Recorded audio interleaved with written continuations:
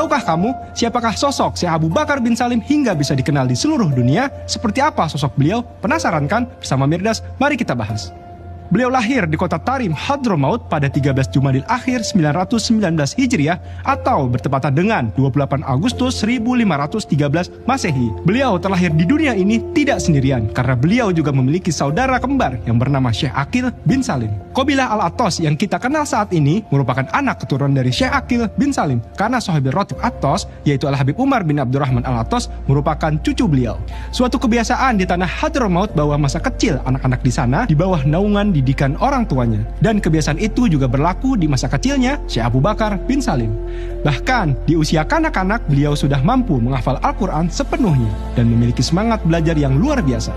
Masya Allah, begitu mengagumkan ya, di masa kecil sudah mampu menghafal Al-Quran sepenuhnya. Tapi kebiasaan ini di zaman tersebut merupakan satu hal yang sangat biasa bagi masyarakat Hadramaut di masa itu. Lantas siapakah guru-guru Syekh Abu Bakar bin Salim hingga beliau mampu dijadikan rujukan para pencari ilmu di zamannya? Guru-guru Syekh Abu Bakar bin Salim sangatlah banyak. Di antara guru-guru Syekh Abu Bakar bin Salim adalah Al-Imam Syihabuddin Al-Akbar Ahmad bin Abdurrahman. Kepada Imam Syihabuddin Al-Akbar, Syekh Abu Bakar bin Salim mendapat sanad khirqah dan sanad inilah yang paling banyak diriwayatkan. Dan Al-Imam Syihabuddin Al-Akbar merupakan guru mursyid dari Syekh Abu Bakar bin Salim. Tak hanya itu, beliau juga berguru kepada Syekh Ma'ruf bin Abdullah Bajamal di kota Sibang.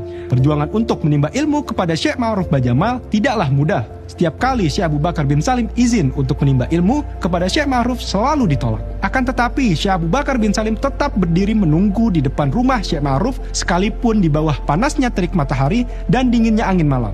Kejadian ini berlangsung selama 40 hari dan barulah Syekh Ma'ruf menerima Syekh Abu Bakar bin Salim sebagai muridnya. Ini merupakan bagian dari tarbiyah yang diberikan Syekh Ma'ruf Bajamal kepada Syekh Abu Bakar bin Salim. Lalu bagaimana kehidupan Syekh Abu Bakar bin Salim? Seperti apa sosoknya? Syekh Abu Bakar bin Salim dikenal adalah seorang yang ahli ibadah. Beliau selalu memperindah malamnya dengan munajat kepada Tuhannya. Bahkan beliau menghiasi malamnya dengan melakukan sholat sunnah dari masjid satu ke masjid lainnya.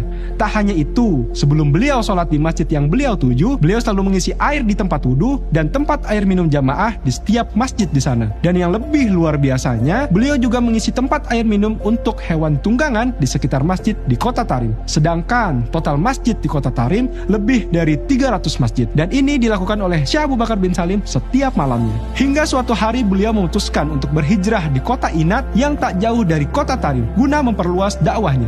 Dan di kota inilah berdatangan murid-murid yang ingin menimba ilmu melalui beliau.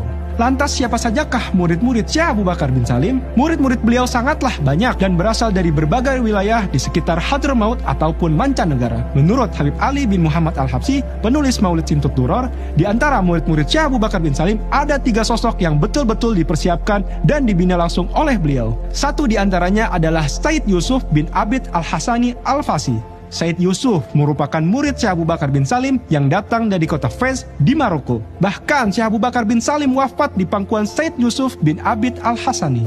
Saksikan live rangkaian haul Syekh Abu Bakar bin Salim ke-453 pada tanggal 19 dan 20 Agustus 2023 bersama guru mulia Sayyidil Habib Umar bin Hafiz hanya di Nabawi TV. Masih ada yang ingin kamu ketahui? Komen di bawah, dan jika merasa video ini bermanfaat, yuk di-share videonya.